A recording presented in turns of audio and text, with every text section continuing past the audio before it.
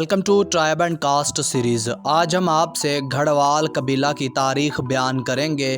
घड़वाल, घरवाल, गहरवाल, गधवाल, गढ़वाल और गढ़वाला ये सब एक ही कबीला या गोत्र के अलग अलग नाम हैं। ये जाटों का बहुत कदीम और फैला हुआ कबीला है।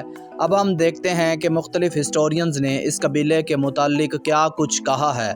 ईडी मकलेगन और एच ए रोज़ अपनी किताब the glossary of tribe and castes में लिखते हैं कि घरवाल रावलपिंडी में कहूटा के ऊपर वाले इलाके में मिलने वाला एक राजपूत कबीला है। ये जंजुआ के जद्दे अमजद राजा मल के बेटे पीर काला की नस्ल से होने का दावा करते हैं।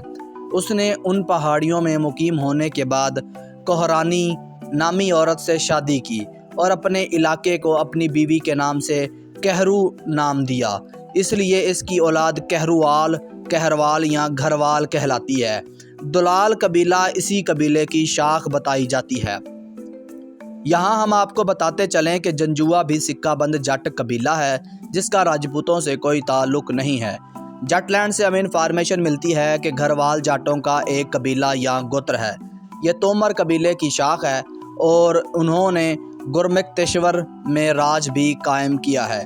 ये ख्याल किया जाता है कि जाटों के घड़वाल या घरवाल गोत्र का नाम इस हकीकत के नाम पर रखा गया था कि जाटों के उन 52 सरदारों के पास 52 गढ़ थे।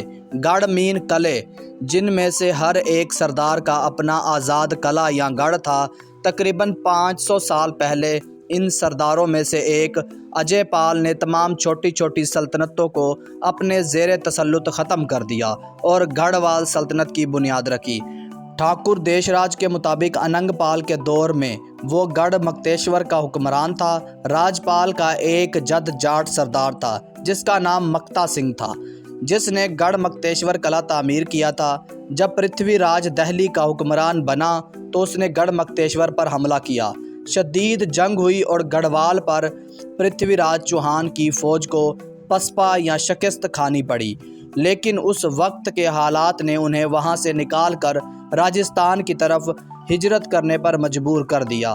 तलावाड़ी में जब मोहम्मद गौरी और पृथ्वीराज के दरमियान जंग हुई तो जाटों ने मुग़लों की फ़ौज पर हमला किया, लेकिन उन्होंने पृथ्वीराज का साथ नहीं दिया क्योंकि उसने उनकी रियासत पर कब्ज़ा कर लिया था।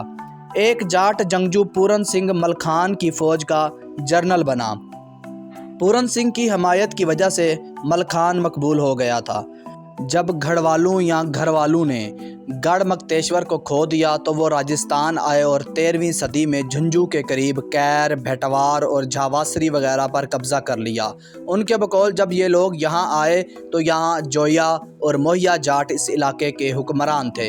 भट्टों ने इनका जिक्र तोमर के नाम से किया है। जब इस इलाके में मुसलमानों का असर बढ़ गया तो उनके साथ जंगें हुईं, जिसके नतीजे में वो यहाँ से वहाँ मुंतकिल हो गए। उनमें से एक गिरोह कलोथ चला गया जिस पर चौहान की हुकूमत थी। एक जंग के बाद उन्होंने कलोथ पर कब्ज़ा कर लिया। सरदार कुरदराम जो कलोथ के गढ़वालों की औलाद थे, नवालगढ़ के तहसीलदार भी रह चुके हैं।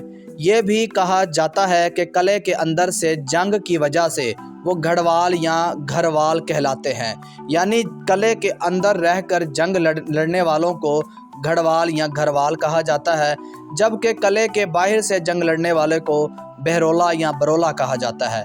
दरवाजे पर जंग लड़ने वाले को फालसा कहा जाता है। इससे पता चलता है कि ये गोत्र या कबीला उन्वान पर मबनी है। एक और नज़रिया ये है कि मुमकिना तौर पर वो पांडु वंशी या कौंतल थे।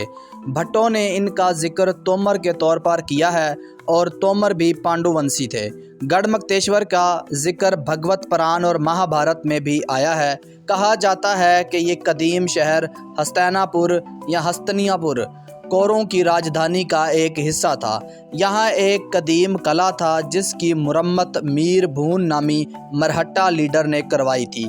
इस जगह का नाम मक्तेश्वर महादेव के अजीम मंदिर से लिया गया है जो देवी गंगा के लिए वक्फ है, जिसकी यहाँ 4 मंदिरों में पूजा की जाती है।